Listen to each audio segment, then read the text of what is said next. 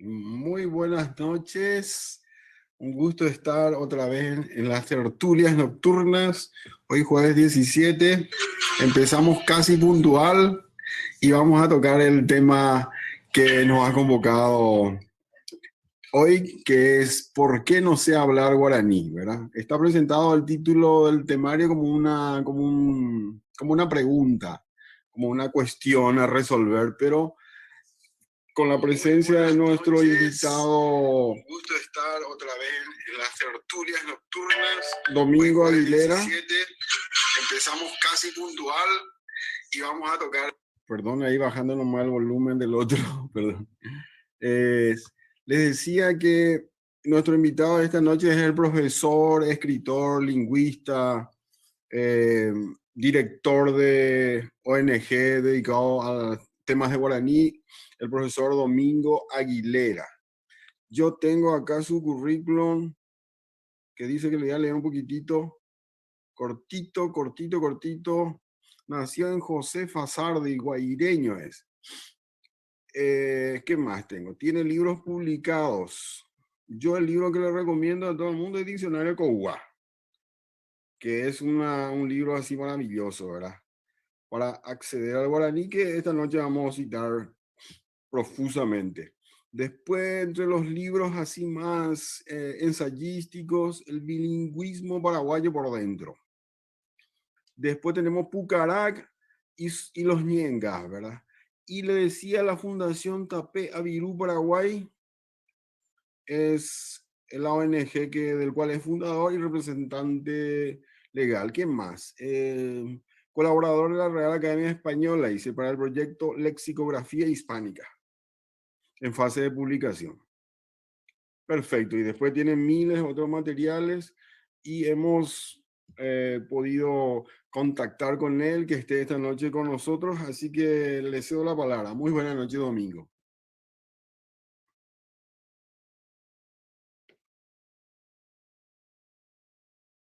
Tu micrófono. Domingo, tu micrófono, sí.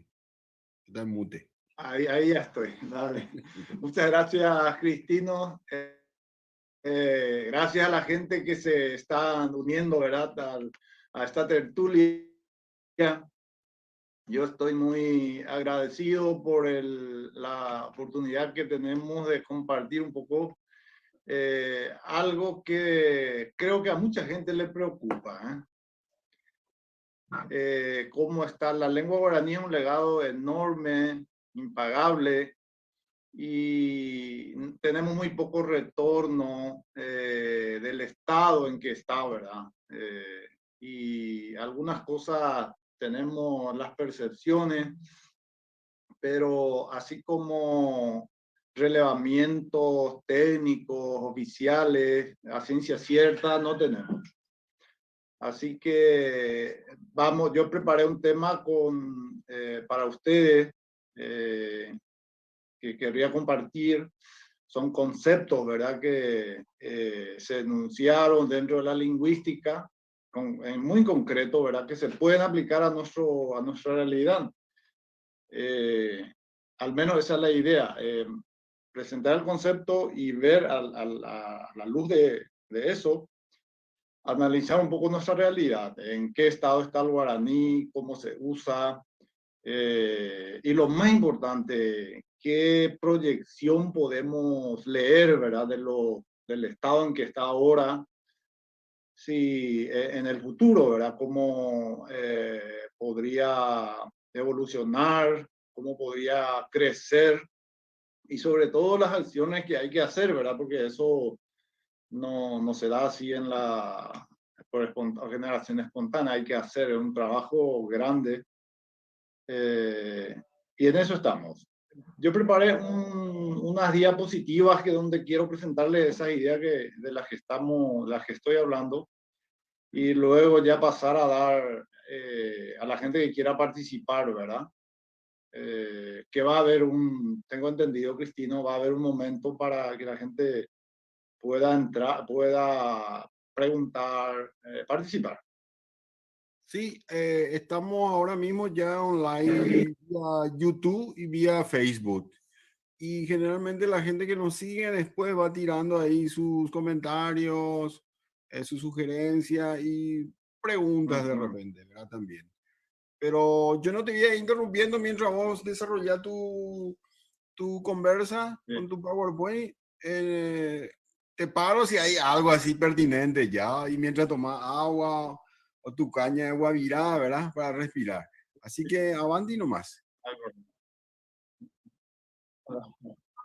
Dale, no hay problema. Y ahora le pido a Vivi si nos puede, ella preparó la diapositiva y es que ya podemos ir pasando. Bueno, aquí está la presentación. Pusimos así el título, ¿verdad? Yo no sé luego hablar bien en guaraní, que es una expresión que solemos escuchar a menudo, ¿verdad? Que cómo la gente reacciona un poco cuando tiene que hablar el idioma, ¿verdad? Es un poco evasivo, pero es real. Bueno, el siguiente, por favor.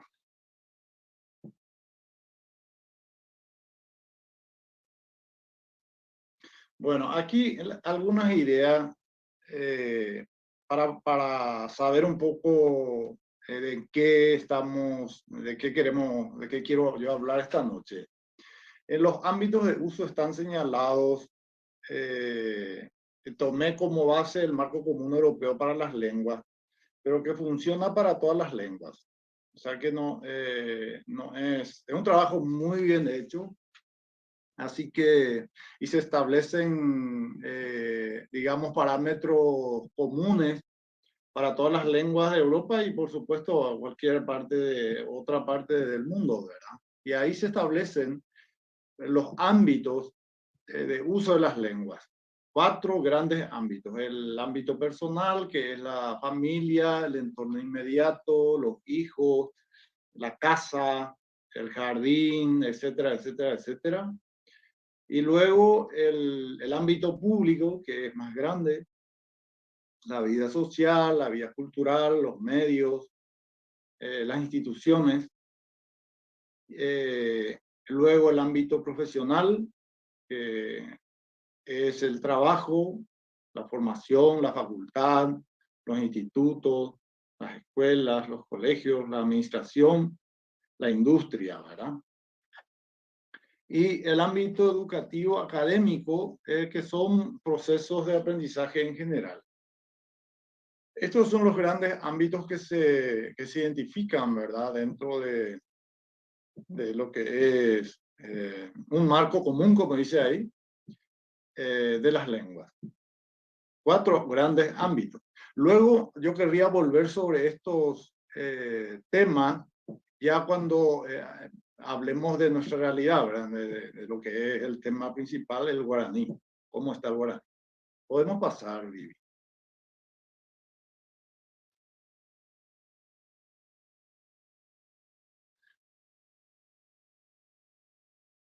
Ya. Ahí tenemos un concepto que se acuña dentro de la sociolingüística y la lingüística, ¿verdad? Que es la vitalidad etnolingüística. ¿Qué significa eso? Es un conjunto de condiciones, ¿verdad? Que se supone que debe tener una lengua, o sea que son como barómetros para saber la vitalidad, la salud de una lengua. Y se supone que cuanto más alta es la vitalidad de una lengua, mayor va a ser la posibilidad de que viva y sobreviva, ¿verdad? Sobre todo. Los números son a veces relativos, ¿verdad? Porque cada población, cada sociedad es distinta. No es lo mismo proponer un parámetro de número para lenguas indígenas que una lengua hablada por una sociedad no indígena, como el guaraní en Paraguay, por ejemplo, ¿verdad? Así que esas son las adaptaciones que se dan de acuerdo al lugar, al espacio, al tiempo, a la población, etc. O sea que los elementos de la vitalidad se adaptan a cada sociedad, ¿verdad? Y se compone del estatus. El estatus de la lengua, el peso demográfico de la población hablante, se supone, y el apoyo institucional. Estas tres patitas, digamos, conforman ese concepto de la vitalidad no lingüística. Y en ese orden, es importante eso aclarar. El estatus primero, luego la demografía, o sea, la cantidad de gente que habla, y el apoyo que dan las instituciones dentro de esa sociedad. Bueno, ahora vemos la siguiente. Empezamos por el estatus, ¿verdad? ¿Qué es el estatus? No una definición, sino que más bien cómo, porque es tan complejo este tema que se compone de muchas acciones, muchas actitudes, muchas decisiones, etcétera. Se compone el estatus. En primer lugar, dentro de la construcción de un estatus, ¿verdad? Tenemos la economía. La economía es tan gravitante en todo, ¿verdad? Y en hablar de lengua sin considerar la economía, no sé, es muy al aire, ¿verdad? Así que la economía es la puerta, como dicen los sociolingüistas, por ejemplo, como la VOC, es la entrada, la puerta de entrada y la puerta de salida de una lengua. Se comprueba que el abandono, por ejemplo, de una lengua se da exclusivamente por motivos, o sea, mayoritariamente por motivos económicos. Y como se sabe también, las lenguas más fuertes tienen sociedades económicamente fuertes y por lo tanto, inclusive usan como gancho, ¿verdad? Publicitario, de que hablar esa lengua te va a dar más trabajo, te va a dar más bienestar económico. De hecho, es cierto, ¿verdad? Pero es la sociedad la que da eso. La lengua puede ser otra. Y así que esa fina, digamos, separación entre lengua, progreso, sociedad, sí existe, pero no se dice, ¿verdad? Bueno, la economía entonces es muy importante. La voz dice en todos los estudios que él recopila que la economía, o sea, por motivos económicos, el abandono de una lengua siempre se da por motivos económicos. Bueno, después la valoración de las lenguas. Hay sociedades donde hay lengua A y lengua B. Eso es casi siempre. Si no hay dos lenguas distintas, hay dos variedades de una misma lengua en una sociedad. Y una siempre es A, ¿verdad? La que tiene la más valorada positivamente, la variedad más prestigiosa, que reúne todo a su favor. Y la variedad B es la variedad más popular, más alejada, ¿verdad? De todo lo que es gramática, el buen hablar. En síntesis, siempre se habla bien o se habla mal una lengua en relación a una variedad prestigiosa. La sanción da una variedad más desarrollada. Esta variedad siempre es la que pone la norma, la regla, y eso es lo que nos mide cuando hablamos bien y cuando hablamos mal. Alejarnos de eso, obviamente, es no hablar bien, y acercarnos a ese parámetro es hablar bien una lengua. Y como decimos, como se da, ¿verdad? Eso existe en una misma lengua o en dos lenguas distintas. Bueno, y las actitudes varían muchísimo, obviamente. Todos queremos hablar, no tenemos ninguna vergüenza de hablar esa variedad A con total seguridad. Y la otra variedad siempre despierta un poco de rechazo, dependiendo, ¿verdad? inseguridad lingüística, vergüenza, y negamos a veces. Pero eso, un paréntesis nomás hago aquí, no es, a veces queremos nosotros considerar o culpar al hablante individual, ¿verdad? Y cuando que el último es el hablante, o sea que hay un proceso muy complejo antes para que ese hablante reaccione de tal o cual manera, ¿verdad? Así que antes de juzgar al hablante hay que juzgar muchas otras cosas, estructuras, condiciones, etc. Ese es un paréntesis. Bueno, las actitudes son fundamentales para la vida de una lengua, porque afectan al uso. Las actitudes pueden variar muchísimo y de hecho se miden, porque hay comunidades que miden las actitudes lingüísticas cada cierto tiempo. Yo asistí en una universidad de una población, de una sociedad bilingüe en España, y hay un equipo que se encarga de monitorear las actitudes creo que cada 10 años.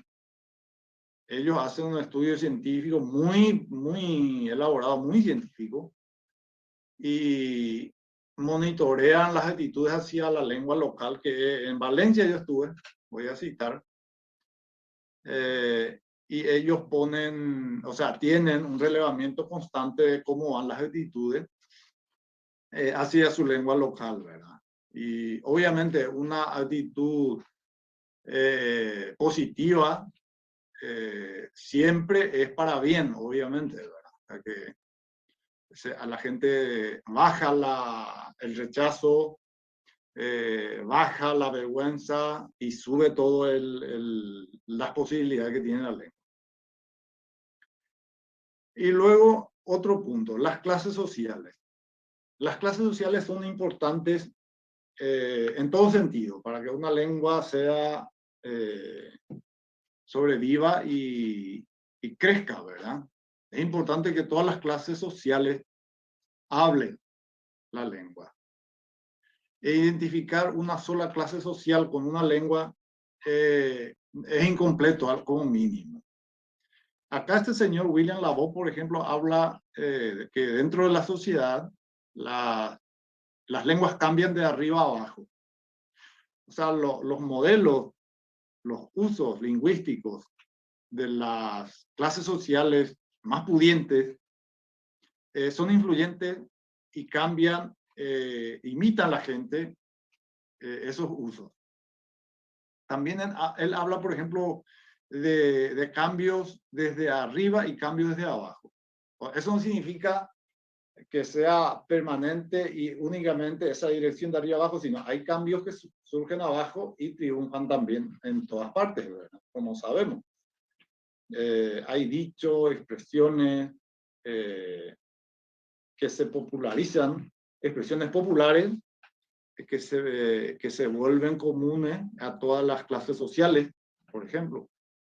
Y existen cambios, ese tipo de cambio, pero lo que sucede en las clases sociales más altas es importante para la lengua. Otro factor, las generaciones. Son muy importantes las generaciones.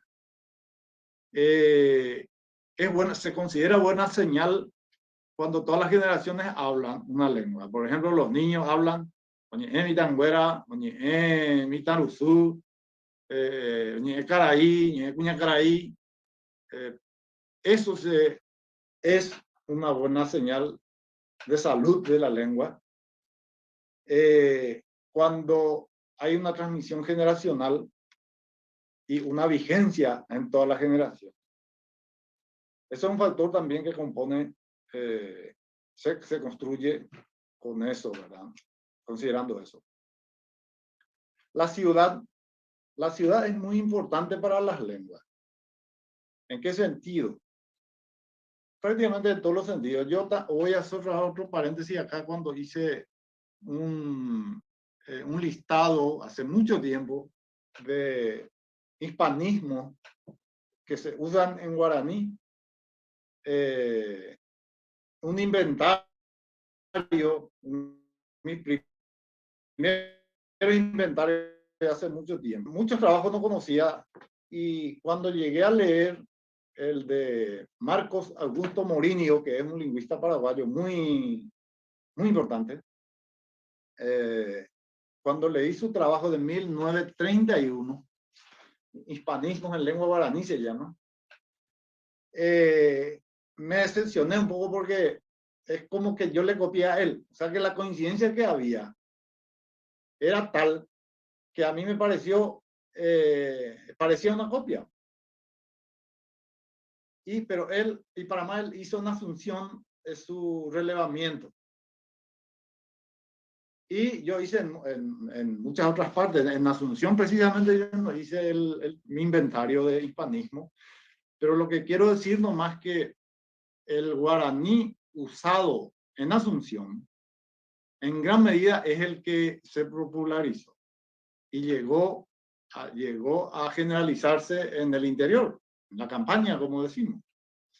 Ahora quizá el guaraní de Asunción es muy distinto, ¿verdad? Pero el clásico, el guaraní campesino, de hace un tiempo coincide muchísimo con el guaraní que se hablaba también hace mucho en Asunción, ¿verdad? Como digo, eso no se puede asegurar. Hay muchos cambios ahora mismo, no va a ser lo mismo, pero la dirección es esa. Los usos de la ciudad repercuten mucho en los demás lugares, ¿no? Bueno, y luego, como sabemos, la ciencia, las artes, el comercio, los medios de comunicación son ámbitos de prestigio, ¿verdad? Como sabemos. Los medios de comunicación nivelan el lenguaje e imponen también usos, y el hecho mismo de la presencia de una lengua como vehículo es importante. Así que estos son un poco una pincelada de un poco de cada cosa, ¿verdad? Es importante que sirven para hacer lo que es la idea o el sentimiento que tiene la lengua, ¿verdad? Que es el estatus. Bueno, podemos pasar a la siguiente, Vivi, por favor. Bueno, ahora el 2, la segunda patita de nuestro concepto, ¿verdad? Del vitalidad etnolingüística. El peso demográfico, como se sabe, ¿verdad? Es la cantidad de hablantes que tiene una lengua. Y como las condiciones socioeconómicas están antes, aquí yo aislé, ¿verdad? Un trabajo de un profesor citado por un lingüista y que pone un poco parámetros para saber qué tanto una lengua está amenazada o no. Y básicamente sobre la generación de personas, ¿verdad? Que hablan. Ahí se habla de lenguas potencialmente amenazadas como primera categoría. Son las que tienen desventajas sociales y económicas, se encuentran expuestas a una presión fuerte de una lengua grande, hegemónica, y está por perder hablantes infantiles, dice. Se habla potencialmente amenazada. La siguiente categoría, nivel, es lenguas amenazadas. Tienen pocos o ningún niño que aprendan esa lengua. Los hablantes que la dominan bien son adultos jóvenes. A la lengua amenazada. Bueno, los niños no, van perdiendo. Las lenguas gravemente amenazadas son las lenguas cuyos hablantes dominan bien, los que dominan bien tienen más de 50 años, dice. Esa ya está gravemente amenazada. Luego ya las lenguas moribundas tienen pocos hablantes que la dominan bien y estos son muy viejos. Y las lenguas desaparecidas que ya no tienen hablantes. Y las lenguas mueren cuando dejan de ser lenguas maternas, decía Walter Ong, es un investigador y es el papá de la teoría de la oralidad, por ejemplo, es Walter Ong, y él afirmaba que las lenguas realmente mueren cuando ya no es materna de nadie, decía él. O sea, que ya no se transmite en la casa, ya no se habla, no habla la madre al hijo, ni el hijo a la madre, ni el hijo a la familia, ya no se usa en la familia. Ahí una lengua se pierde, ¿verdad? Bueno, entonces estas categorías son las que proponen Wurm sobre las lenguas, sobre la amenaza de la lengua, de acuerdo a estos criterios, ¿verdad? Sobre todo teniendo en cuenta la transmisión generacional que ya hablábamos. Luego volveremos sobre esto, ¿verdad? Ahora pasamos. Bueno, el apoyo institucional es el tercer factor de la vitalidad que decía. Ahora, yo quiero citar un poco aquí algunas acciones que a mí me transmitieron gente que están directamente en la promoción de lenguas en comunidad, como les decía, en comunidades bilingües, sobre todo en España y acá también, en América también llegué a contactar con gente que trabajaron para revitalizar lenguas de acá, ¿verdad? Y quiero citar algunos de esos trabajos que se hacen en esos lugares. El primer término es la planificación. Saben con claridad, ¿verdad?, qué es lo que quieren hacer con su lengua. ¿Dónde queremos que vaya nuestra lengua? ¿Dónde queremos que esté dentro de 5 años, 10 años, 50 o 100 años? Eso es fundamental. Saber qué queremos hacer con una lengua. Y dentro de este recorrido, está la planificación instrumental. Es como alzarle a la lengua en su riel, ¿verdad? O sea, es como hacerle el camino técnico, la planificación instrumental.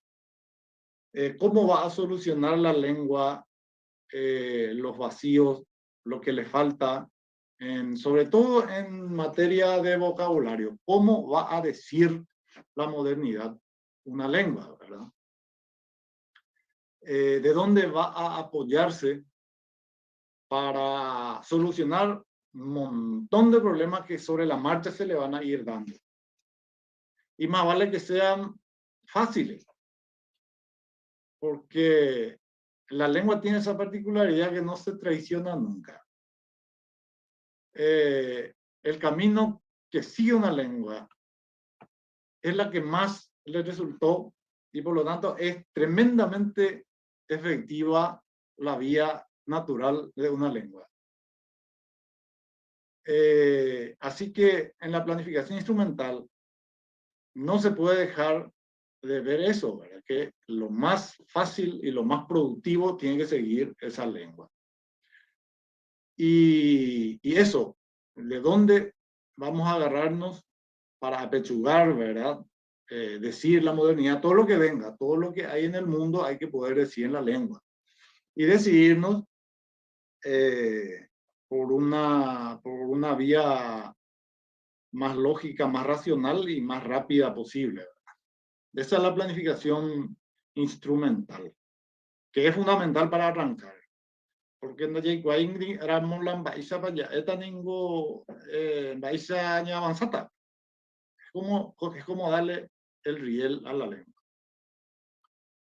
Esa es la planificación. El segundo tema, en la práctica, algunas prácticas que se dan desde las instituciones, muy concretas, ¿verdad?, que se hacen en esas comunidades. Subsidio para patrocinar la producción de monografías, artículos académicos y tesis universitarias en la lengua local. Yo conocí a unos compañeros en la universidad que hacían su trabajo en la lengua local, por ejemplo, en el catalán, y ellos tenían una asignación, la comunidad le pagaba, por ejemplo, la beca, y él se comprometía a hacer su tesis y publicar su tesis en la lengua de su comunidad, ¿verdad?, que en este caso es el catalán. Eso es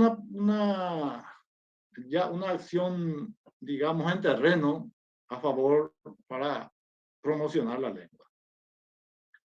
Hay también, hablan de plus salarial en algunas comunidades, un incentivo de aumento salarial a los empleados públicos, por ejemplo, por competencia comprobada en las lenguas oficiales. Entonces, la gente, es como una manera de incentivar a la gente y de los resultados sí o sí dan resultados. Porque quien más que menos quiere ganar más y también va subiendo las actitudes, las buenas actitudes hacia las lenguas, porque o sea, es todo un círculo. Otra gestión es la reducción de impuestos. Los negocios que emplean la lengua local en sus instalaciones y productos se negocia, ¿verdad? Los impuestos se les baja o se le da un beneficio. Las marcas que publicitan en la lengua, las marcas de productos industriales que usan la lengua en su etiquetado, por ejemplo. Mi ponjagua, farmacia Bellayoguada. Por ejemplo, los componentes químicos, pero para eso otra vez estamos en la planificación instrumental.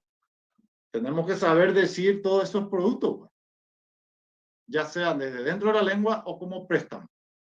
Ya es poner y llega una seguridad en la planificación de ese tipo de técnicas, ¿verdad?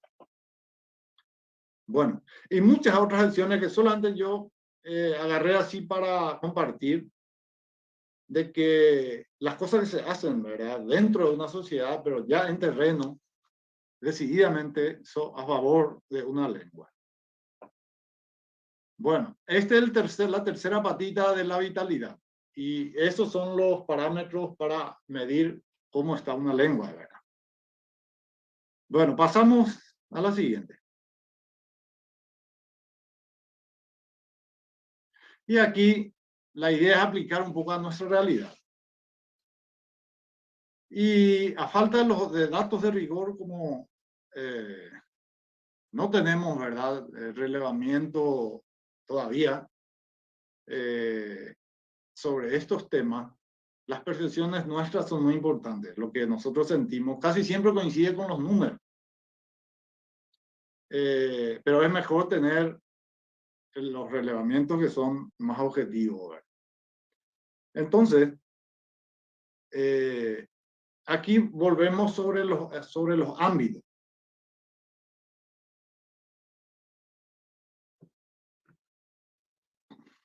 Los ámbitos de uso que le damos al guaraní, por ejemplo, mopa, peye.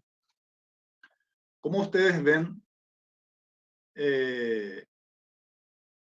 estos ámbitos, por ejemplo, ¿en qué ámbito nosotros ubicaríamos al guaraní, ¿verdad? En el ámbito personal, ámbito público, ámbito profesional, ámbito educativo, académico. ¿Dónde podríamos ubicarle al guaraní? Como más usado, ¿verdad? Por supuesto.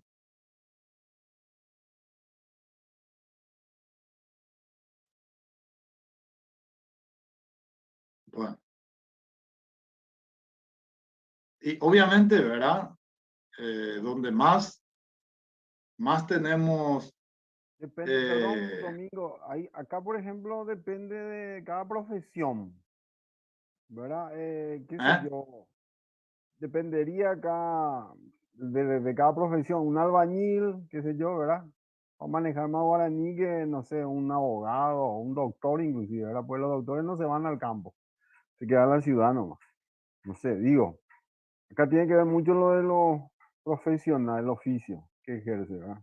La vendedora de Pojano, Unsan seguro puede hacer un trabajo de campo con ella, le podía robar palabras, qué sé yo, ¿verdad?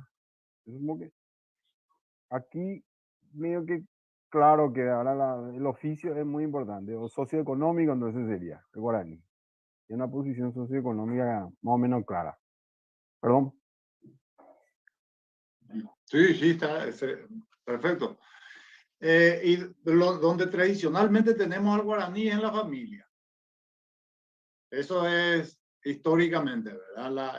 Lo familiar, el entorno inmediato, con personas de confianza. Y como decía el país Meliá, eso no es poco para una lengua. Que esté fuerte en la familia es muy importante. Porque en la familia pues es lo más real y donde nos desenvolvemos en nuestra realidad primaria y elemental, ¿verdad? Y tener como una lengua de confianza el guaraní en la familia es muy importante. Y esto se notaron siempre los estudiosos, digamos, formales de nuestro bilingüismo desde los años 40, ¿verdad?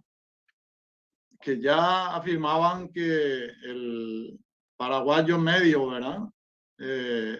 Habla castellano en la administración, en su trabajo, en la oficina, en el banco, lo que sea, y llega a su casa y la lengua familiar de confianza es el guaraní, ¿verdad?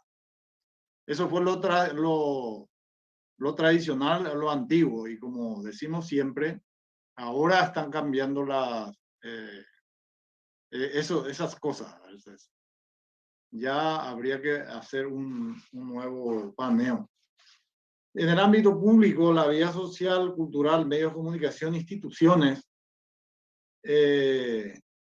yo creo que el guaraní no es muy estable, digamos, su presencia en esos ámbitos, ¿verdad?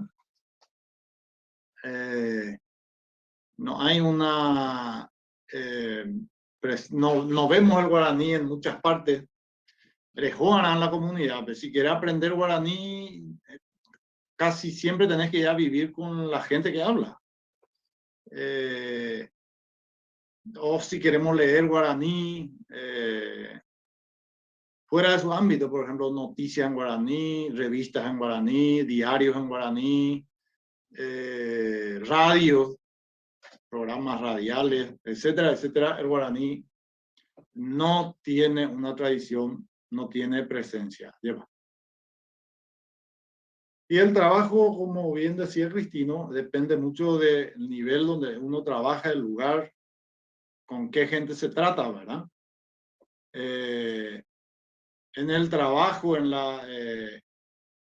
cuando se va a tratar con gente guaraní hablante y que es la que va a hacer el trabajo, para el profesional es crucial el guaraní. Qué sé yo, un ingeniero, un arquitecto que va a hacer una obra grande, más vale que se comunique bien con con los demás obreros, ¿verdad? Y que hablan guaraní, porque de esa comunicación va a depender su trabajo, su obra, ¿verdad? Y en esos ámbitos, obviamente, el guaraní se tiene que aprender, es necesario, absolutamente. Y en el ámbito educativo, académico, el guaraní tiene una muy incipiente, ¿verdad? Protagonismo, ya es súper, en el campo de los procesos de aprendizaje, escuelas, colegios, y no se suelta como una lengua de enseñanza, ¿verdad? Lengua así independiente, dinámica, donde se puedan decir conceptos de matemática, de química. Esos son todavía territorios prácticamente desconocidos en guaraní. Así que en cuanto a ámbito, más o menos así están nuestras percepciones. Como decimos, recurrimos a nuestra percepción porque no tenemos un relevamiento del país, por ejemplo, todavía. Bueno, en cuanto a la vitalidad no lingüística que decíamos, considerando el estatus, del peso demográfico y el apoyo institucional. Algunas señales del estatus del guaraní. Hay gente como Marcos Augusto Morínigo, por ejemplo, que hablaba de un estatus, a lo mejor es de otra sociedad, de otra época. que el estatus del paraguayo medio, decía él, es muy difícil que sea completo si no habla el guaraní. Yo creo que hay una reminiscencia todavía hasta ahora, no sé cómo percibirán ustedes, de eso, de que no concebimos a un paraguayo que sea notable, de una carrera notoria, y que no hable el guaraní, ¿verdad? Por ese lado, el estatus de la lengua está en, digamos, es considerable. Pero en el estatus social general se tiene muy medido el ambiente donde se puede hablar guaraní. Y es una cuestión mental automática. Yo sé dónde tengo que hablar guaraní y sé dónde no tengo que hablar. Estamos con lo que se llama, con lo que vimos también, el tema de diglosia. Diglosia es eso, ¿verdad? Cuando se destina una lengua para una función, para un ambiente, y la otra lengua se destina para otro ambiente. Y es muy, digamos, muy estricto eso. Hay ambientes donde no se puede hablar en guaraní, por ejemplo. Mentalmente estamos ya programados para eso. Y lo que se trata con las acciones de promoción y de fortalecimiento es sacar un poco, quebrar un poco eso. Hacer que el guaraní, dotar al guaraní, ¿verdad? De una posibilidad real de funcionalidad, que sea elegible, porque ahora pues no es elegible, el guaraní no es elegible. Es opcional, ¿verdad? Y como una sesión de honor hacemos guaraní. Pero para continuar estas exposiciones, por ejemplo, se podía hacer perfectamente en guaraní. Pero debido a eso, a lo que decíamos de la falta de planificación instrumental, yo prefiero hablar castellano porque eso me da una seguridad de que voy a decir lo que quiero decir y no trancarme. Porque si no tengo vocabulario y yo como hablante no sé generar sobre la marcha, a pambata y entonces prefiero la otra lengua. En este Domingo, caso, y Caturo yo cosa pues ya bebé. Sí, adelante. Me estaba acordando mientras Sí. estabas desarrollando tu PowerPoint de que un tiempo, hace 2 años, 3 años por ahí, entró en Facebook el modo en guaraní. No sé si vos llegaste a conocer. Y yo usaba el modo guaraní de Facebook. Pero después no me servía mucho porque, como vos estás diciendo, una lengua pues tiene que ser comprensible para poder comunicar. Y era un guaraní así no sé, academizado, latinizado, no sé, sofisticado. ¿Qué es lo que dicen esto, verdad? Entonces, tuve que salir otra vez del modo guaraní de Facebook, no sé cómo estará ahora. ¿Y quién programó ese software también, verdad? ¿Quién, verdad? Como decía, me acuerdo un amuno, si no importa si uno habla lapón, japonés o chino, lo importante es que se entienda. La característica principal de una lengua tiene que ser comprensible, ¿verdad? Para comunicar, para entenderlo. Oye, ¿tenés experiencia? Porque supuestamente es un ámbito que rompe lo que vos estás describiendo acá, todas las esferas sería. El Facebook es como que llega a todos lados. Y ahora todas las estructuras ahí. Sería como un avance, pero si se hubiera hecho bien, ¿verdad? Sí. Sí. Es un terreno muy nuevo para el guaraní. Y como necesitamos, la comunicación es inmediata, tiene que ser inmediata porque el otro te tiene que entender, ¿verdad? De eso se trata. El guaraní tiene una dificultad seria con las palabras incorporadas, o sea, creadas desde dentro de la lengua. Para decir esos conceptos, qué sé yo, una pestaña de la computadora, por ejemplo, en el guaraní no tiene, digamos, el entrenamiento, la suficiente extensión del uso para decir topeá, por ejemplo. Topeá en guaraní sería la pestaña de la persona, ¿verdad?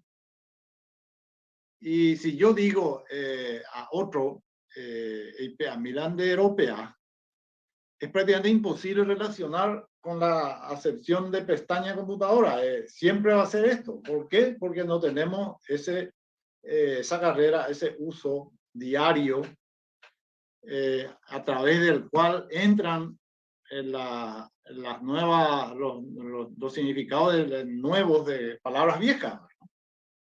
Eso es un ejemplo. Entonces, de ahí viene no me acuerdo ahora mismo, hay una propuesta neológica para pestaña de computadora, pero ahora mismo no me acuerdo. Pero hace tres otro, lo que querés decirle. Entonces, es un tema que hay que abordar proporcionalmente una solución grande a un problema grande. Así que, y empezar a plantearnos realmente que el guaraní, cómo se va a adaptar o cómo va a decir la modernidad que tenemos hoy. Y un yo para Porque como nomás la decíamos solución en más una... fácil. Un yo para la solución más, es la de Porque like. la lengua... Por ejemplo, un yo para así, es la de like. Algo así. Dame tu like. Dame un like. Sí. Sí, el guaraní lleva prácticamente 500 años haciendo el mecanismo como cualquier lengua y haciendo bien los préstamos. Los préstamos que el guaraní fue realizando en la historia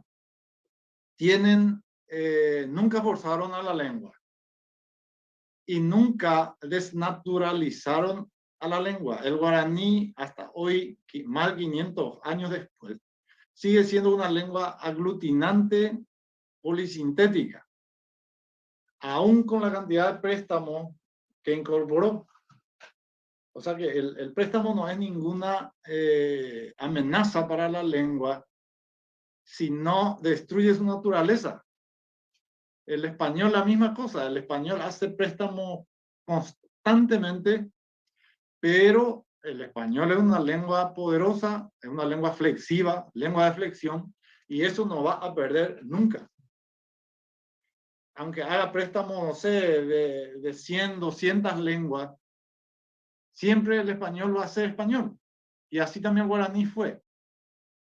Haciendo todos los préstamos necesarios y manteniendo su condición, su característica de lengua aglutinante, todas las que se le atribuyen, es lícito absolutamente el préstamo. Y el yo para fue eso, que lo que quiere decir etimológicamente la comida, ¿verdad? El poroto con el locro, pues yo para. No es baibú. Así que el guaraní con préstamo es el yo para. Y el yopará después se evolucionó, obviamente, o tiene otra fase, donde el castellano fue invadiendo estructuralmente al guaraní, ¿verdad? Y tal es ahora que prácticamente prevalece la estructura castellana dentro del guaraní, y ahí sí, ese ya no es yopará original. Se sigue llamando yopará también, pero el yopará era grano dentro de la lengua, o sea que préstamos lexicales dentro de la lengua. Y eso no destruye ni modifica al guaraní. Así que, pero eso es un tema que hay que abordar, digamos, con los planificadores, si es que tenemos, ¿verdad? Con los planificadores de la lengua y poner un gran acuerdo. Y lo que decíamos, el tema del tiempo es el enemigo de las lenguas de ahora, ¿verdad? las minoritarias o las minorizadas que se dicen, el tiempo que no tenemos.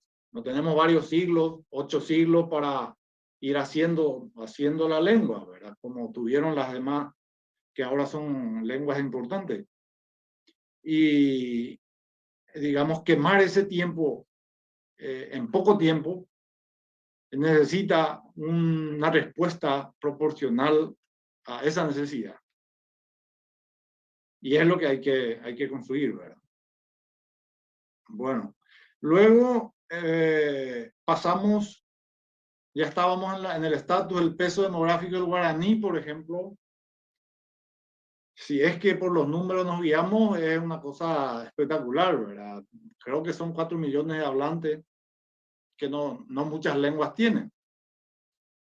Pero como decimos, la preocupación de mucha gente, y yo estoy en medio de eso, es la transmisión generacional de la lengua. Eso que decíamos allá, que después vamos a mirar en dónde nos situamos, si estamos amenazados o estamos con buena salud o hay algún motivo para preocuparnos. El apoyo, el peso demográfico del guaraní hacia bulto es espectacular. O sea que 4 millones aproximadamente de guaraní hablantes y bilingües. Y eso nos llena de esperanza. Y el apoyo institucional que tenemos que ir viendo, ¿verdad? Esperamos ir viendo los resultados. Hay muchos esfuerzos, digamos, dentro de la estructura oficial del Estado y se necesitan los avances reales, donde podamos ver eso, el acuerdo, el cuerpo de la lengua, y que nos dé seguridad a los usuarios de que estamos hablando bien y de que estamos en buen camino. Anila ya no, yo no sé hablar, no sé si estoy hablando bien, pues. Y eso fue terrible. Si yo no sé si estoy hablando bien o mal una lengua, es difícil. Yo sé que hablo bien cuando estoy en mi ámbito, por ejemplo. Pero fuera de ese ámbito ya estoy inseguro porque no tengo suficiente recurso como para expresarme, y si me expreso, no sé si me expreso bien o si me expreso mal. No tenemos esa variedad que estábamos diciendo, esa variedad de prestigio que pueda identificarnos a todos y que te dé una salida, ¿verdad? A hablar la lengua realmente. Bueno, vamos pasando. Domingo, Una yo cosa que creo, quería también. sí, Sí, decime. no, volviendo a las nuevas tecnologías también que pueden ser muy útiles para este proyecto de mejora del habla guaraní. YouTube, por ejemplo, qué sé yo, uno puede estar, no sé, 24 horas, porque funciona como una enciclopedia. Puede estar 24 horas escuchando ahí esos discos de los 40 50, ¿verdad? Esas canciones cantadas en guaraní, con el acento preciso. Yo creo que funciona como una clase de guaraní, ¿verdad? Una clase oral. 24 horas escuchando, algo se te va a quedar. Porque era un guaraní directo y simple. Y el acento, ¿verdad? Da la sensación que las nuevas tecnologías Sí. tienen su valor y no se está usando tampoco. He visto muy pocas clases de guaraní por YouTube. Creo que hay una argentina, una señora que tiene un canal ahí de guaraní. Pero no hay mucho de eso tampoco. ¿Será que adaptarse a los nuevos medios también? Sí. Así es. Yo creo que el guaraní, dentro de su ambiente, dentro de su aire, está muy bien. O sea que el guaraní siempre se especializó en contener y en transmitir lo que es nuestro conocimiento propio, el folclore paraguayo, yo creo que está en guaraní, es territorio guaraní. Y creo que hasta ahora sigue siendo. Los elementos folclóricos de la sabiduría popular nuestra, evidentemente está en guaraní. Y si eso no significa, obviamente, que el castellano no esté presente o no se conciba o no se exprese o no se escriba, porque sobre las recopilaciones folclóricas, todas se hicieron en castellano. Pero la parte vital, esa que se transmite, se escucha, el caso el cuento, los ñengá, los mitos, eso prácticamente es territorio oral, de transmisión oral estamos hablando, eso es territorio muy guaraní. Lo que a mí me preocupaba, y quiero traer un poco a lo que acabamos de pasar, sobre las generaciones de hablantes, y creo que compartimos con mucha gente, la pérdida de transmisión en una sola generación. Estamos hablando de padre a hijo nomás. Ponerle 20, 25, 30 años, ponerle. Los padres de ahora o los abuelos que eran monolingües en guaraní, ahora están siendo monolingües en castellano con los nietos, por ejemplo. Y de los chicos, de los niños, no tenemos retorno de cómo está el guaraní como lengua materna. Si las nuevas generaciones que nacen o que son ahora, no sé, 15, 5, 7, 8 años, ¿cuál es la lengua predominante al nacer de los niños? Y ahora estamos entrando sobre en ese... Sobre este punto ya tengo Sí. unas preguntas ahí en el chat. No sé si te leo esta que tiene que ver con lo que estás hablando. Ahí en YouTube, a ver, te leo uno cortito. Ahí dice, no, Jesse Armoa dice: voy a preguntarle a mi abuela por qué conmigo, mis hermanos y tíos no hablaba o enseñaba guaraní, sin embargo con otras sí hablaba fluidamente. ¿Alguna época en que se prohibía o no era bien visto? Hey. No sé si captaste. Es justamente lo que estás hablando. Había sí, como el tema un tabú, no sé cómo llamarlo, una represión. Usar terminología ahí para explicar eso o sí, el progreso también. sí, El aquí, progreso. sí, porque es un poco, sí, es un poco general, o sea que la coincidencia entre las actitudes de los hablantes de la lengua A, por ejemplo, o sea, el deseo de pertenecer a la lengua A es tan fuerte que en comunidades totalmente distintas son muy parecidas las acciones y las actitudes que tiene la gente. A nosotros nos decían unos profesionales, ¿verdad? Que promotores de una lengua, que inicialmente le decían: ¿para qué vas a hablar tu lengua? Para irte a, qué sé yo, a la frontera, yo ya te despedí de tu lengua, le decían. Y eso también funciona entre nosotros. O sea, lo que quiero decir que esas actitudes son muy antiguas y se mantienen. Que las lenguas se quieren medir por el provecho económico que te va a dar, por el futuro económico que te va a dar. Y cuando que eso viene después, ¿verdad? Y hay propaganda que dicen, por ejemplo, que hablar una determinada lengua desarrolla tu mente.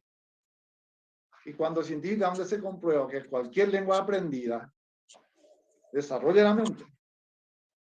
O sea que hay muchos tabúes, hay muchos mitos que provienen de muy antiguos, son de muy antigua data.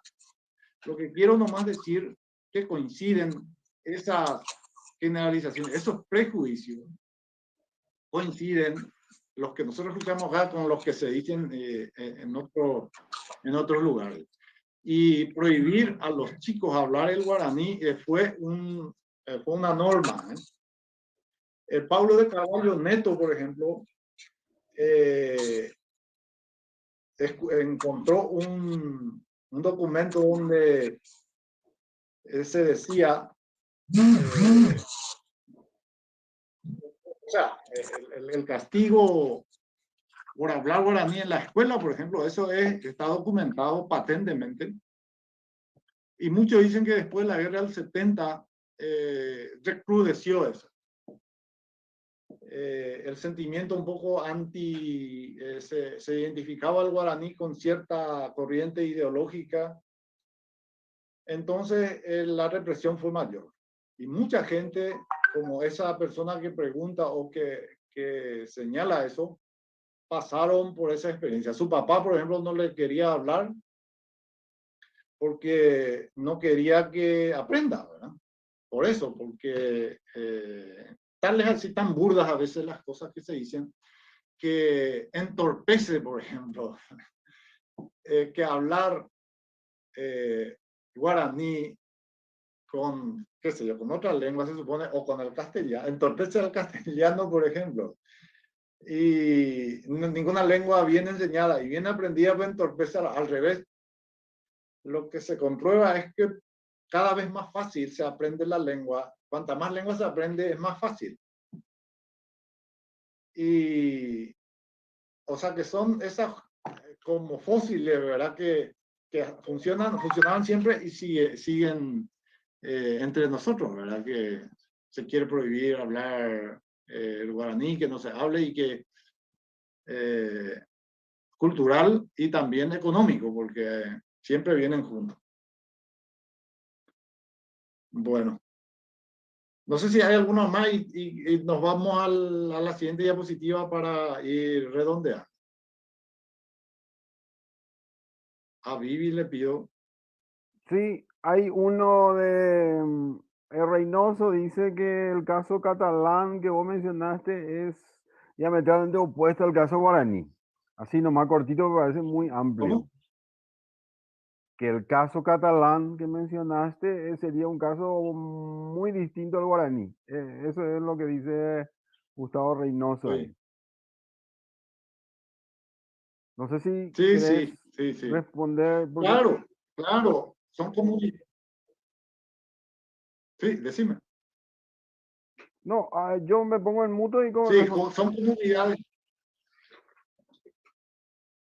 Ya, son comunidades totalmente distintas, obviamente. Yo traigo esa colación solamente como ejemplario, ¿verdad? De cómo se trabaja, qué se hace. Y cada lengua es única, o sea, su condición, su historia, su sociedad, su geografía, todo es distinto. O sea que siempre hay que hacer una adaptación, solamente a manera de espejo, ¿verdad? Yo citaba. Bueno, la siguiente, Vivi, de nuestra diapositiva. Lo que les compartía en acá está, si está amenazado el guaraní. Creo que es la siguiente, Vivi.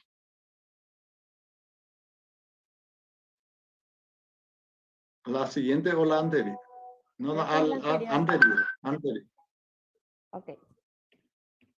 Anterior, Ahí. por favor. Dice, ¿está amenazado el guaraní? Ahí está, Vivi, ahí está. Si estamos con estos parámetros, la lengua potencialmente amenazada, gravemente amenazada, moribunda, desaparecida, nomás la reflexión, ¿verdad? De que la preocupación que uno tiene, que yo tengo, es eso, de que en una sola generación estamos criando niños prácticamente monolingües, siendo padre bilingüe o habiendo sido monolingüe en guaraní, estamos criando hijos prácticamente monolingües en castellano. Y esa transmisión generacional es cada vez más difícil dependiendo del ambiente donde uno está, ¿verdad?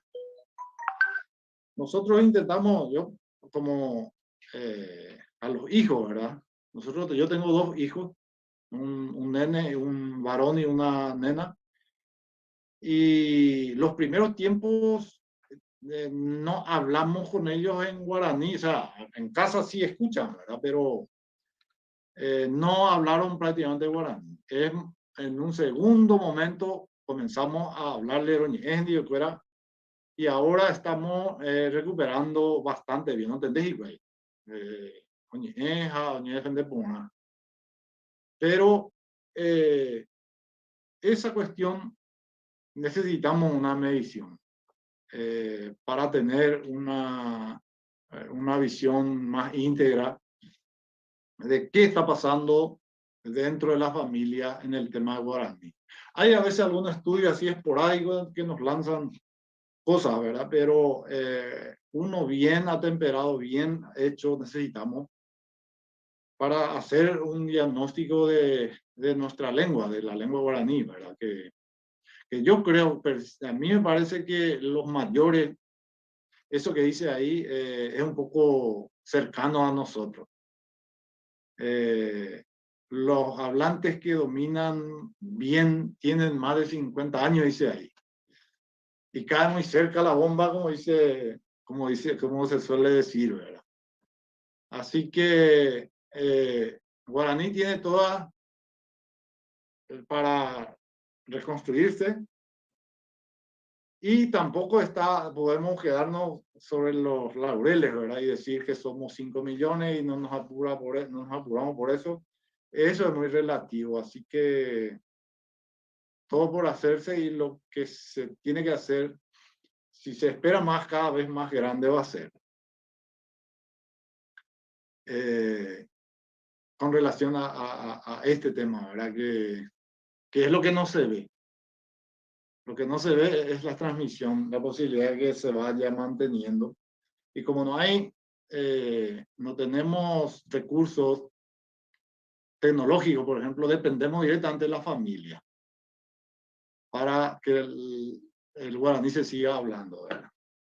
Bueno, pasamos la siguiente, Vivi, y vamos allá a redondear.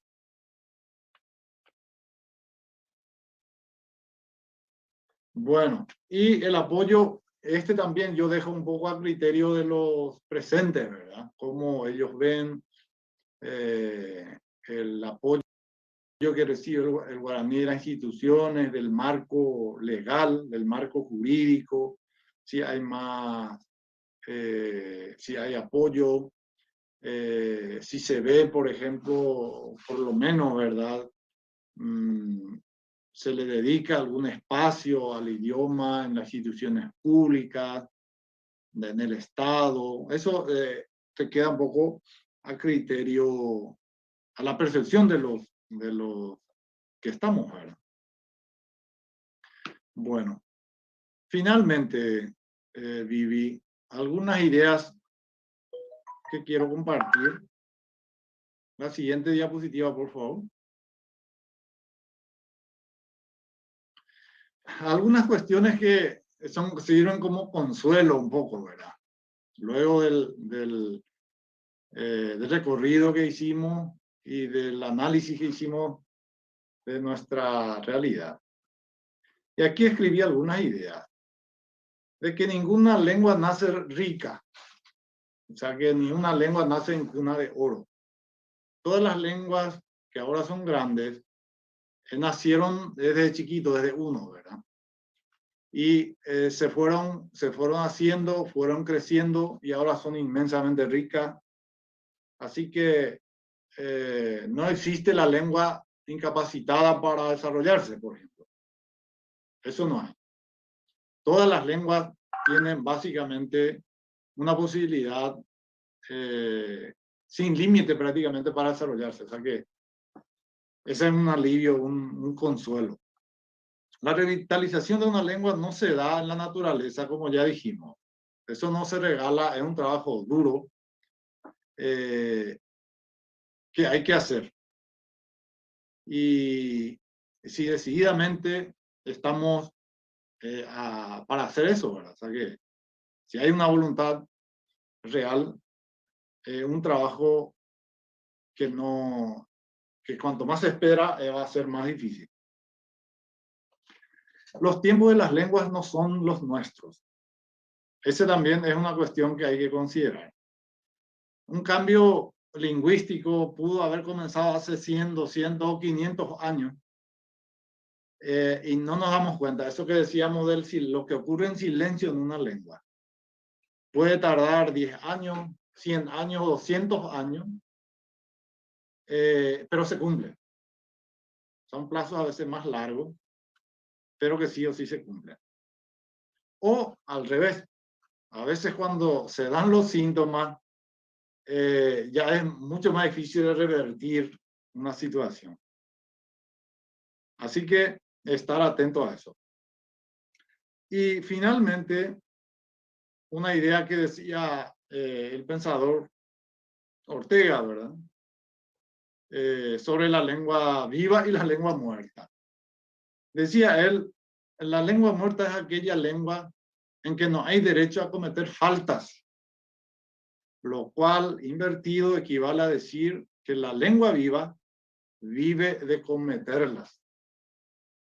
Eso escribía Ortega y Gasset hace mucho tiempo, 1957. Y parece todo una actualidad, ¿verdad? Que las lenguas vivas crecen con eso, se alimenta, presta, crea, sueña, se proyecta y da esperanza. Y bueno, no sé, Cristino y la demás gente, aquí, hasta aquí es algunas ideas que preparé para esta noche y no sé si a partir de ahora hay alguna pregunta o momento para que la gente aporte.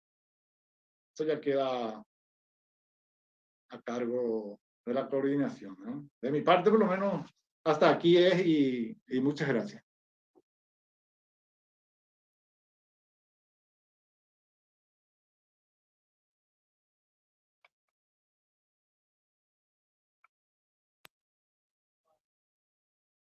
Gracias, profesor.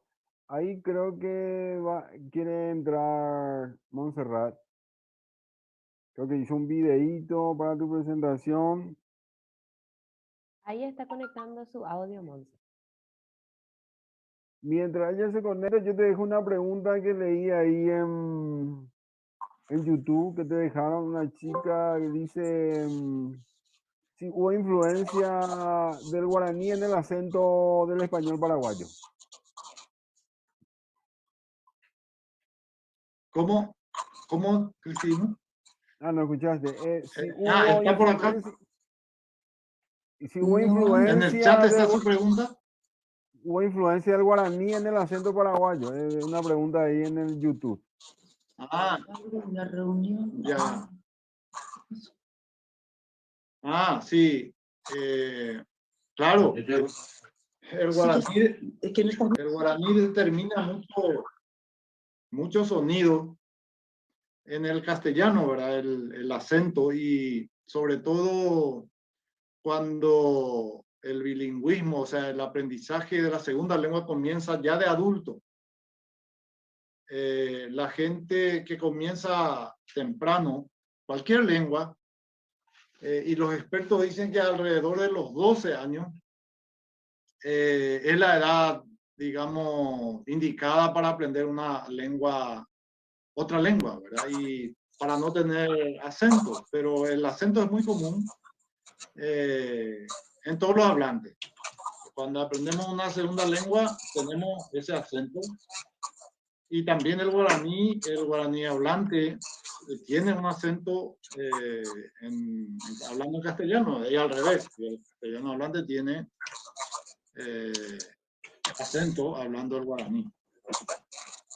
Pero hay algunos, como el guaraní y el castellano estuvieron tanto tiempo juntos, se influenciaron mutuamente, hacia uno y otro lado, tremenda influencia, tremenda en el sentido de constante y profunda influencia, que en guaraní, por ejemplo, funciona como un museo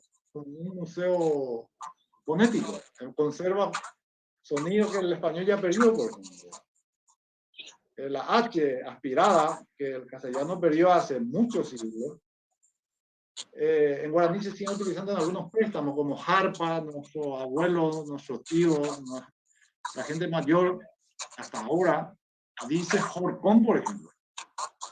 Jorcón, haragán, harpa, y eso es un castellano del siglo XVI, en 15-16. Y fue perdiendo y el guaraní sigue manteniendo. O sea que, y además el castellano antiguo, palabras antiguas del español popular. Anoche hablábamos sobre eso entre los compañeros aquí. Y hay algunas palabras que creemos que es guaranismo, una desviación, entre comillas, en guaraní, pero es un castellano antiguo, nada más como esencia. La gente dice esencia poná, dice nuestro abuelo.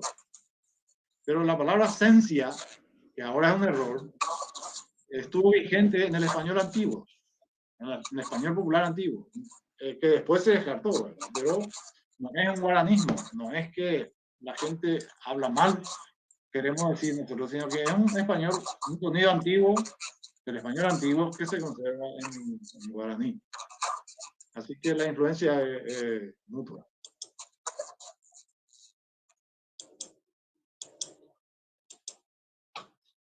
Bueno.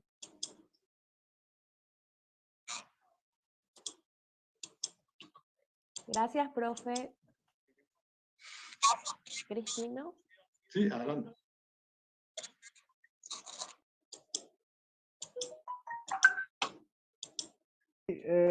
Montserrat quería entrar. Avanti.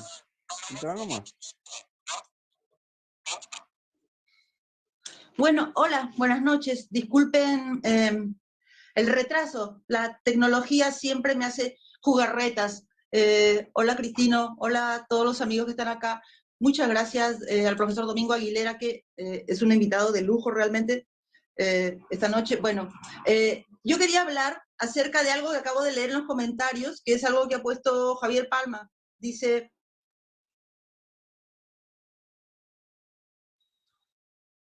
Pensé que se había desactivado el audio, por eso me fui a la pantalla a ver, porque pasa de todo con los aparatos en este departamento embrujado. Bueno, dice el comentario, igual el guaraní de colegio no tiene mucho que ver con la vida real, y es sobre eso que yo quería decir algo. Me parece que, aunque el guaraní es materia escolar en Paraguay, el guaraní que se enseña en el aula no es el que habla la gente, no es ese guaraní que como toda lengua viva está en constante evolución y cambio. Me parece que el guaraní real se aprende fuera del aula y no dentro del aula. Y que la exclusión también, esto ya es una opinión, vamos a decir, una hipótesis. Me parece que la exclusión de ese guaraní real del ámbito académico es el correlato de la exclusión histórica de los hablantes del guaraní. Porque la historia de las lenguas, como decíamos antes de esta reunión, en la reunión pasada, como dijo el profesor, solo puede comprenderse como parte de una historia más amplia, que es la historia de las sociedades. Entonces, es cierto que el Estado paraguayo reconoce el guaraní como lengua oficial, es cierto que decreta su enseñanza, es cierto que las instituciones y los medios de prensa cultivan habitualmente la exaltación folclórica del guaraní, pero esa apropiación del guaraní para su conversión en símbolo identitario se realiza, me parece, al precio de divorciarlo de la realidad histórica y de la actualidad, de la realidad social actual de sus hablantes, y al precio de invisibilizar su exclusión o su abandono por parte de ese Estado y de esas instituciones. Entonces, me parece que es un asunto muy complejo y me parece un asunto muy importante porque yo creo que la diglosia ha sido tradicionalmente funcional al poder en Paraguay. Me parece que la diglosia ha cumplido una función política y que la sigue cumpliendo. O sea, creo que la histórica discriminación de los campesinos, ya que además el guaraní se habla pues, fundamentalmente en el mundo rural, ¿verdad?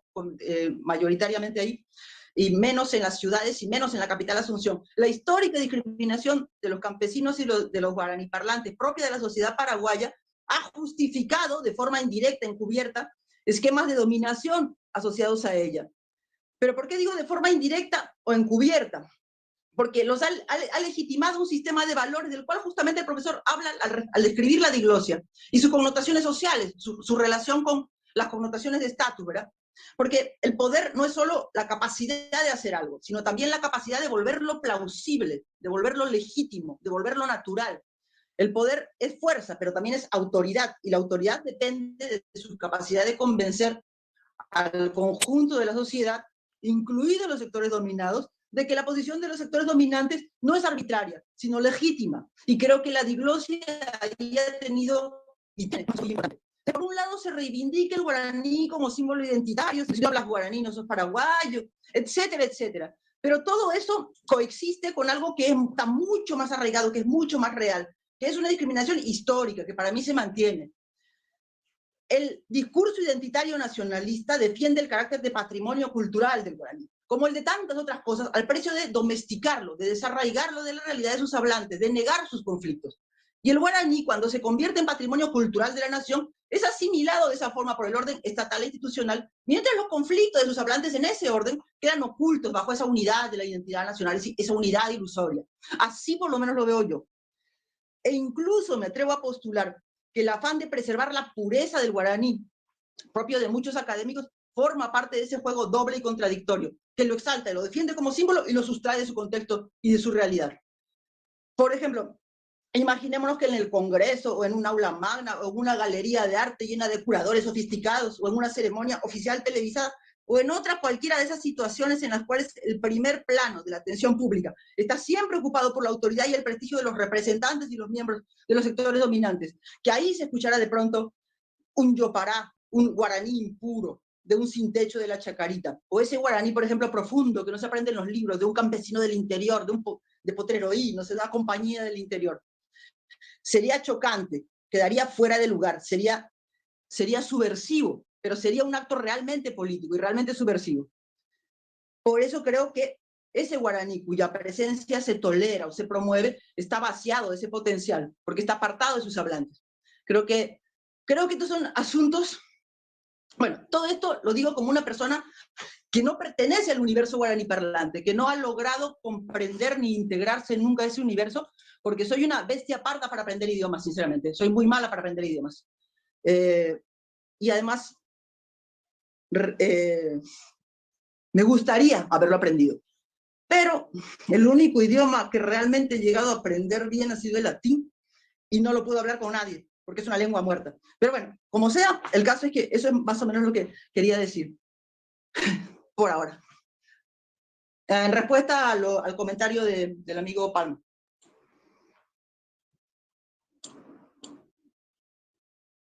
No sé si hablé muy rápido. Domingo. Sí. ¿Querés glosar? Tema, sí, es que el tema de la historia y la política, como decía un lingüista, ¿verdad? Nada más, decía él, nada más ideológico que la lengua, decía un lingüista ruso. O sea que la lengua misma en sí es una ideología, ¿verdad? Y la exclusión del otro es un hecho histórico. O sea que aquí el guaraní, o sea, responde a una planificación. O sea, el estado actual sociolingüístico es producto de una planificación tácita o escrita o lo que sea, pero eso se quiso. Sí, O sea mira, que hay una planificación tácita. me gustaría entrar acá en ese punto que está mencionando en la planificación. Digamos, vos presentaste, ahí hace un ruido el micrófono de alguien.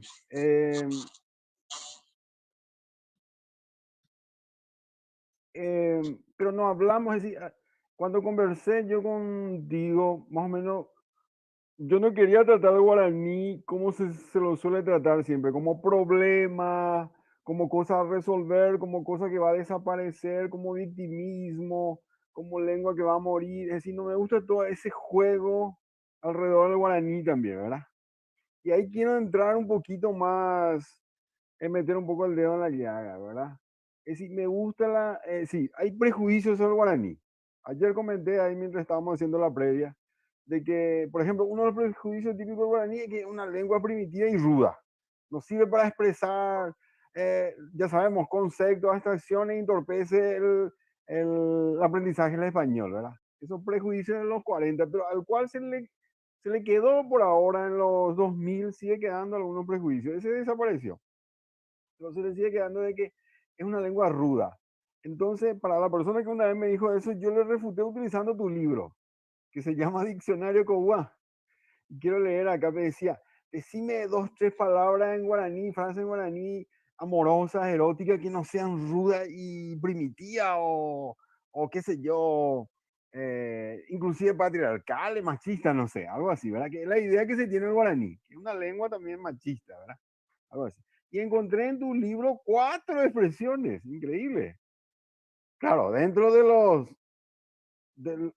mira, voy a leer esa a ver si me da el cuero. Por ejemplo, estamos tengo que explicar, el diccionario Cogua trabaja con verbos. ¿Cuáles son los verbos más usados en Paraguay, verdad? Comer, chupar, beber, ¿verdad? Embarazarse, copular, son los más que están en la lista que el trabajo de campo que hizo Domingo, ¿verdad? Y en copular, ¿verdad? Aparece 3, que me parecieron muy cursi, pero cursi en el sentido de poesía del siglo XIX, vamos a Nervo, eso, ¿verdad? Entonces, para mostrar el lado cursi del guaraní, digamos el lado no rudo, ¿verdad? Primitivo. Oje Shauka chupa estrella. Es decir, le muestra la estrella, ¿verdad? Le hace ver la estrella. Después tengo otro. Oje Shauka chupa en bulla. Es decir, le hace ver lo mismo, le hace ver la estrella. Bulla como una estrella más pura, ¿verdad? Oshauka y Shube Ubaga, dice. Le muestra el Ubaga sería, no sé, el cielo, el paraíso guaraní. Y creo que tenía un cuarto por acá, un cuarto que anoté, para mostrar nomás la sutileza también que puede tener supuestamente una lengua así. O viajar ya supe. Voló hasta la luna.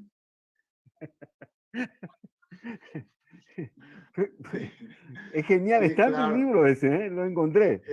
Una persona que me decía, no voy a decir el nombre porque lo voy a quemar, ¿verdad? Pero digamos, es un prejuicio para ver la franja etaria, el rango de clase, estudios terciarios, 50 años, pseudo intelectual, ¿verdad? Que abundan acá en Paraguay. Esa es la idea que tiene el guaraní también, está, ¿cómo quebrar eso, ¿verdad? Por eso iba al dedo, al dedo. Después está esta onda de que el guaraní es como que, sí, efectivamente, como una pureza que se va perdiendo y no queda otra, ¿verdad? Que tipo Melia, ¿verdad? Es como llorar por el guaraní. Que no le veo yo el sentido porque todas las lenguas mueren. Es decir, no, ¿qué pues se puede hacer? Si llorando llorar, igual muere una lengua, ¿verdad? No tiene nada que ver. Hay como un victimismo ahí que no, tampoco me parece que sea el camino. Es decir, y qué sé yo, todo nuestro, no sé, hablamos de esta reforma educativa que entró en los 90, ¿verdad? Y donde tenemos guaraní en primaria, 4 años, creo que en secundaria 4, son 8 años guaraní. Muchos 8 años, ¿verdad? Es como que algo falló ahí también, es decir, hay que hacer un mea culpa de nuestros guaraniólogos y guarafonos, ¿verdad? Expertos. En ese campo ya también de la discusión, ¿qué se hizo mal? ¿Verdad? ¿Qué se hizo mal? Sí, a veces una cosita que quiero agregar nomás, que a veces no vemos la lengua como, o sea, vemos como una foto. No vemos lo que hizo antes para llegar acá, ¿verdad? Sobre la sofisticación expresiva de una lengua. Se dice que el guaraní es así, ¿verdad? Que es muy directo, pero eso es una fase de desarrollo nada más de una lengua. Hasta hace poco, por ejemplo, el español, que es una de las lenguas más grandes, hasta hace poco los escritores clásicos, para referirse al sexo, a nombrar el sexo, se decía en latín todavía, ¿verdad? Pero ahora ya sería, hablo de que sería un siglo atrás, pero ahora ya sería totalmente desfasado decir eso en latín, ¿verdad? O sea, que el español se mueve. Nosotros a veces creemos que el guaraní digamos, se endureció ahí y no va a cambiar, porque el uso depura la lengua. Imaginémonos el Quijote, nomás como ejemplo. Un 60%, no sé el porcentaje, pero una gran cantidad de latín era el Quijote. Cuando se escribió, predominaban muchas expresiones así directamente latinas, pero con el uso, el español ilegible también. se depura. Ilegible, ¿verdad? Sí. Un libro ilegible también. Como el guaraní que se enseña en los colegios, iguales. Pero como es un clásico, sí, hay que morfar, es decir, hay un juego ya de autoridad ahí. Como un clásico hay que morfarse eso, ¿verdad? Pero es ilegible, es un español sí, del y el siglo español X, actual del 1600, ¿verdad? No tiene nada que ver con el español de ahora. Sí, exactamente. Eso es lo que a eso queremos llegar, ¿verdad? Que las lenguas se hacen con el tiempo y el uso constante depura y tecnifica y sofistica la lengua tremendamente.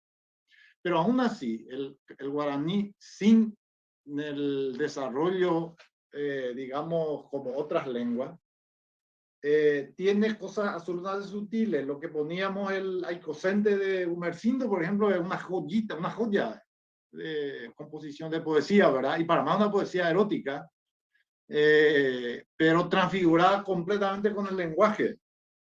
Aicosente Nembo Uno, no tengo de memoria, ¿verdad? Pero es una belleza. O sea que el guaraní, como cualquier otra lengua, tiene posibilidades sin límite de evolucionar. Solamente necesita eso. Es como desembalsar. Es un embalse. Pues. El guaraní está en un embalse, así atajado. Y eso hay que dejar que fluya, que corra. Y que crezca y sea una lengua independiente. Pero eso sí, la lengua siempre implica separación. Eso se considera desde un principio. O sea que la cooperación, o sea, la interculturalidad viene después. Es normal el roce por causa de la lengua, ¿verdad? Cuando comienzan a competir, si no compiten, hay paz, ¿verdad? Pero cuando comienzan a competir las lenguas, sí, siempre hay roces. Entre hablantes y que es la lengua, ¿verdad? Y eso de ver un poco al guaraní así como cosa fija y que ya no va a cambiar, que no cambió, eso es lo que quiero, lo que hay que acotar, ¿verdad? Que la lengua se mueve. En 100 años no es la misma y sigue.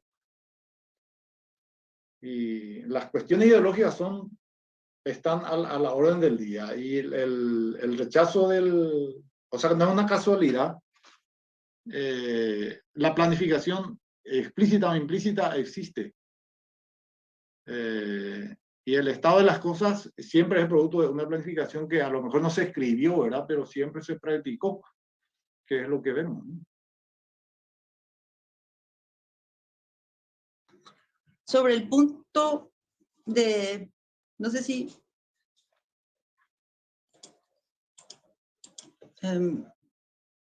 hola.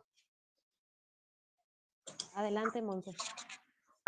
Bueno, sobre el punto de lo que estaba diciendo el profesor acerca de la sutileza y la riqueza del guaraní, yo creo que de repente, no soy lingüista, ¿verdad? Pero tiene que ver también con su carácter. O sea, nosotros tenemos el español, que es o sea, los hispanohablantes, el español es una lengua flexiva, ¿verdad?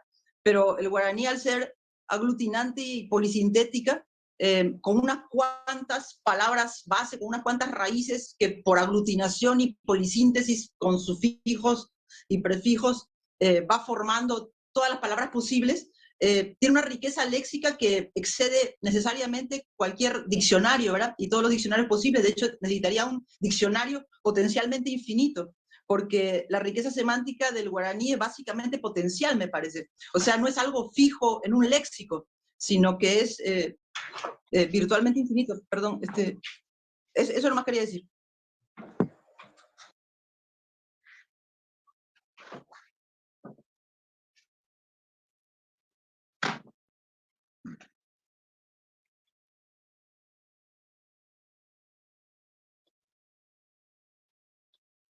Sí.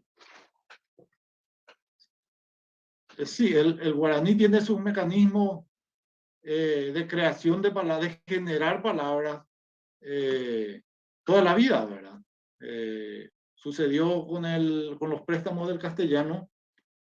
Los primeros, yo suelo poner de ejemplo la palabra alfiler, que el primer préstamo que hizo el guaraní de esa palabra se decía arapire. Cuando el guaraní, digamos, los guaraní hablantes no conocían el español, no eran bilingües, el guaraní tenía otra característica, otra estructura y le daba un sonido muy distinto a cada fonema del español, porque no existía pues en guaraní. Por ejemplo, la L surgió mucho después en guaraní. Los primeros préstamos, arambojá, por ejemplo, arambojá es almohada, ¿no? Y la L pasaba a ser R, por ejemplo. Aramirón, arambojá, bozá es bolsa, la L. No se pronunciaba la L en los primeros préstamos. Y con el tiempo, el bilingüismo, la gente comenzó a manejar las dos lenguas y se fue acercando, digamos, al castellano. Y el diccionario del padre Restivo, que es en el inicio del siglo XVIII, 1727 creo que es, ahí registra, así sin ninguna observación, dice alfiler al lado arapire. Pero Morínigo en el 1931 registra la misma palabra, pero ya no es arapire, dice arfile. O sea, se fue aproximando. Y ahora decir arfile es totalmente error. O sea que solamente los monolingües de mucha edad podría decir todavía ahora alfiler, ¿verdad? Y todo el mundo decimos alfiler. O sea que la lengua se fue aproximando el guaraní se fue aproximando al castellano, y tal es ahora que los sonidos que tiene el español ya no son ajenos en guaraní, prácticamente sin cambio. Domingo, hay varias preguntas ahí que están dejando la gente. Voy a ver si de corrido y vos respondés lo que te parezca. A ver, ahí mencionaba Carlos, dice lo que dice Domingo de los tiempos de las lenguas no son iguales a nuestros tiempos. La revolución en oratura en el teatro guaraní de Julio Correa sigue vigente para esta era digital, dice. Después tengo algo ahí en el otro, también me decían algo de que el catalán y el vasco, no sé qué, siendo mucho más minoritario, tiene más respaldo estatal, algo así. ¿Verdad? Después estaban los 8 años de guaraní, medio que al pedo, algo así. ¿Verdad? No sé si querés comentar. Eso es lo que estoy encontrando. Y sí, desde el momento que el guaraní escolar, ¿verdad? Es muy difícil interpretar, o por lo menos desentrañar por qué se pretende que el guaraní sea una lengua que funcione sin préstamo, o sea, que que sea absolutamente autosuficiente y que sea puro, sin ninguna mezcla. Eso no existe en la realidad en ninguna lengua. Como se sabe, el inglés o el castellano están hechos de muchísimas lenguas, pero no perdieron por eso su naturaleza, su capacidad o su característica principal, ¿verdad? Que es la flexión.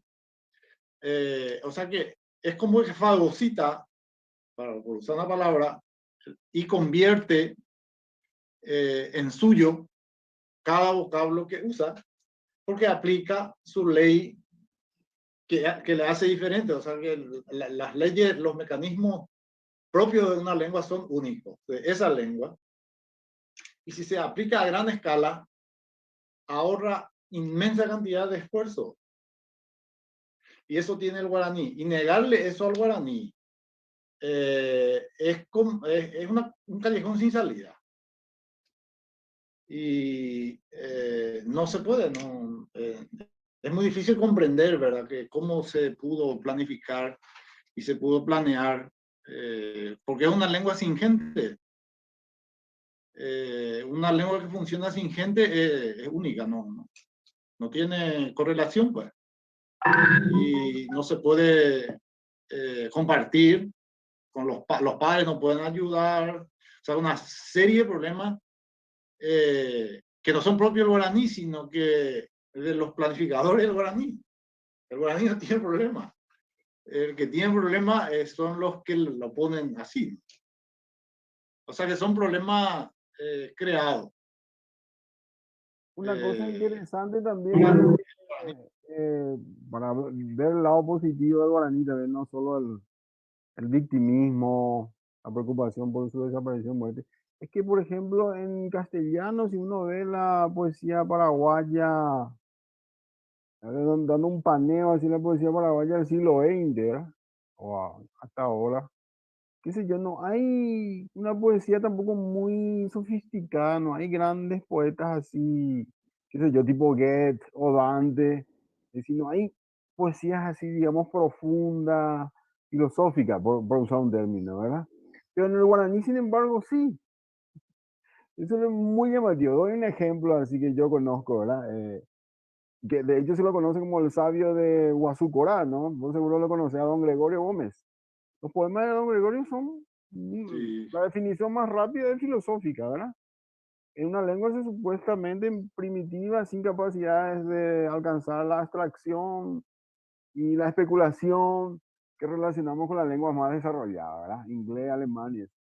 Eso es muy llamativo también. Yo no sé, se puede hacer un estudio comparativo y en español no se me ocurre quién. Algo así, no veo en Paraguay por lo menos, pero en guaraní sí. Y sin caer, digamos, en los ejemplos típicos, ¿verdad? Lo que dan los etnólogos inclusive, ¿verdad? No vamos a caer en el Aybura Puitá, que tiene grandes momentos también, ¿verdad? De profundidad. O los cantos de los Paita Buirera, ¿verdad? Grabados por Samaniego. No vamos a caer en eso. Sencillamente en un escrito en guaraní actual, ¿verdad? ¿Cómo quedamos entonces otra vez? Es decir, una lengua que le falta, pero también tiene en exceso, ¿verdad? Es decir, de repente hay una falta de estudio más profundo también, para reivindicarlo de una vez definitivamente, ¿verdad? Fuera de los clichés que mencionó Monse, ¿verdad? Fuera de los clichés nacionalistas, ¿verdad? Estatales, qué sé yo.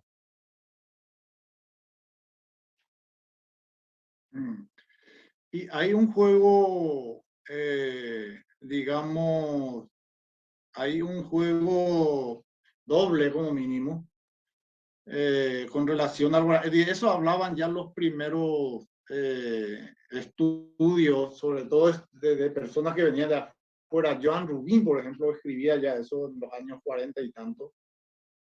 No, 68 creo que se publicó su trabajo. De que la exaltación vacía de la lengua, por un lado, y por otro lado el rechazo. Ella hablaba de la ambivalencia de los paraguayos, por ejemplo. en cuanto a eso. Por un lado, ensalzamos todo lo que es el indígena y famoso, ¿verdad? Que los indígenas no tienen ningún derecho, pero por otro lado, ensalzamos lo indígena, lo guaraní, ¿verdad? Tal es así que en un estudio que ahora mismo estamos haciendo, la palabra en fútbol se emplea la palabra, en fútbol internacional se emplea muchísimo en la palabra guaraní en sustitución de paraguayo. O sea, que en vez de decir el jugador paraguayo, se dice el jugador guaraní o la jugadora guaraní, ¿verdad? O sea, cuando queremos recalcar la identidad nuestra, recurrimos a eso. Lo que nos diferencia es eso, ¿verdad? Y por otro lado, no hacemos lo mismo cuando en el momento de reivindicar y de tener voluntad y de quebrar, de crear una solución acorde al problema, no se ve eso. Esa es la realidad.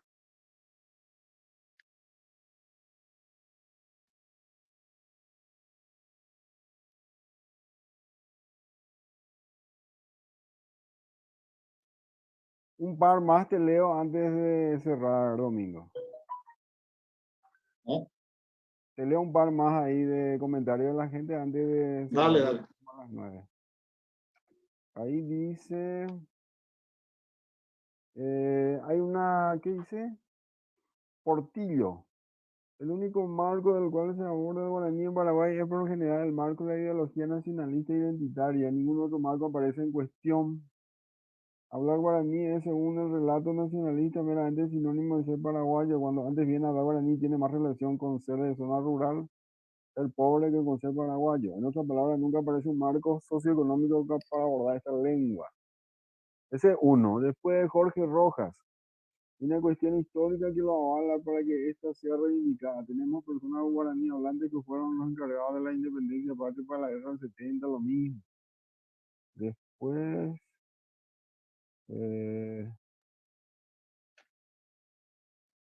excelente presentación. Bueno, por ahí me quedo.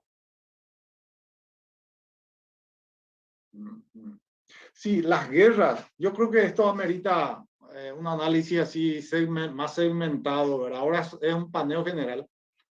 El uso del guaraní durante la guerra, por ejemplo, es todo un tema que podríamos abordar en un análisis, en un encuentro, ¿verdad? Cómo adquiere protagonismo violentamente el guaraní cuando hay guerra.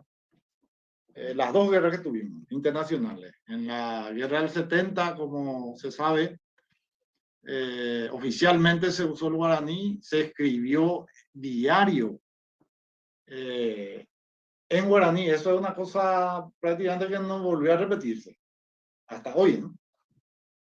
Que haya diarios escritos en guaraní, a veces sin traducción, así directamente. Y la guerra del Chaco también volvió a un protagonismo total la lengua guaraní como estrategia de guerra, ¿verdad? Y analizar un poco qué implica eso. Es un tema interesantísimo para ir haciendo, ¿verdad? Y tantos otros tópicos que tenemos las paradojas, ¿verdad? Que llaman los expertos. Las paradojas nuestras como sociedad con relación a eso también sería interesante. Meli ha utilizado mucho las paradojas. Así que podemos hacer una recopilación y hablar un poco sobre eso. ¿Qué poetas vos recomendabas para introducción al guaraní, que sean fáciles de comprender, leer? No sé, guaraní. ¿Quién? Autores, nombres que escriben en guaraní, ¿qué recomendaría a nuestros oyentes? Escritores en guaraní, ¿verdad? A mí me parece que los poetas en guaraní son, o sea, esa generación clásica que surgió y que decíamos también ayer en la previa, ¿verdad? Que coincidió con el auge de la radio en Paraguay. Esa generación prácticamente no tiene desperdicio. Son varios. Por ejemplo, Darío Gómez Cerrato. Bueno, una serie de gente que surgieron con ese movimiento y hasta llegar a Emiliano, ¿verdad? Que Emiliano R. Fernández prácticamente creó el folclore musical, ¿verdad? Él solo. Y van surgiendo también narradores, también es otro tópico que habría que ver bien para ser justo. Hay jóvenes que nos llenan de esperanza en ese sentido, que están escribiendo en este momento. Muy buen escrito, cuentos en guaraní, y no son cuentos comunitarios, sino cuentos creados por un escritor, ¿verdad? Y son buenos. Yo creo que para la gente que gusta leer en guaraní, para iniciarse no sé, ¿verdad? Pero para la gente que quiera leer, hay novelas en librerías nuevas que ahora están publicando los chicos, los jóvenes, más jóvenes, y se puede leer perfectamente. Así que es cuestión de frecuentar, de visitar un poco las opciones que hay. Yo no quiero citar, algunos yo tengo, ¿verdad? Pero habría que hacer un poco un sondeo primero para hacer una selección, ¿verdad? De qué se puede recomendar explícitamente. Domingo, Pero agradecemos tu presencia en la tertulia nocturna para el tema del guaraní que estaba pendiente igualmente, siempre. Y no, nos costó conseguir gente que esté predispuesta y agradecemos tu presencia. Y qué sé yo, vamos a buscar otra oportunidad para repetir la experiencia. Muy buenas noches. Dale, Gracias. muchas gracias al equipo de Gracias, Juan de profesor. Salazar, Cristino. Qué fascinante, qué rico, cuántas cosas se han quedado en el tintero. Este asunto de que el guaraní ha sido la lengua de la guerra, pero, o sea, la lengua oficial habitualmente ha sido el español, me parece clave. Rescatar también la presencia del guaraní en la música, la poesía, para otra ocasión me parece fundamental. O sea, la intensidad y la importancia que tiene el guaraní en la vida de la gente y al mismo tiempo su posición diglóstica, en mi opinión, políticamente funcional, ¿verdad? Pero bueno, o sea, el guaraní es la lengua, siempre se nos dice, de la intimidad, la familia, el hogar, la confianza, de la lengua del mundo rural, de los mayores, pero también de la amistad, de la furia, de la imprecación, del amor, la lengua de las situaciones límite un poco, ¿verdad? Mientras que el español es, bueno, pues la lengua de los ámbitos académicos y oficiales. Pero bueno, todo esto es fascinante, que ha sido un verdadero placer estar con ustedes. Muchas gracias, profesor Aguilera. Espero que se repita pronto. Dale. Muchas gracias al equipo y a la gente que nos acompañó. A mí Gracias, Vivi. Me importa mucho compartir con ustedes, así que disponible para cuando haga falta. Estupendo. Dale. Ok.